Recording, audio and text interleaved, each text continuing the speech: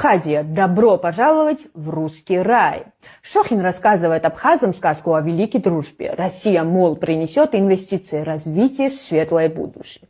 На деле же все куда проще. Инвестиции равно зачистка местного бизнеса, монополия Москвы и превращение абхазов в дешевый обслуживающий персонал. Кириенко со своими благими намерениями – это всего лишь менеджер по аннексии. Каждое его доброе дело – кирпич в стене, за который Абхазия окончательно станет российской провинцией.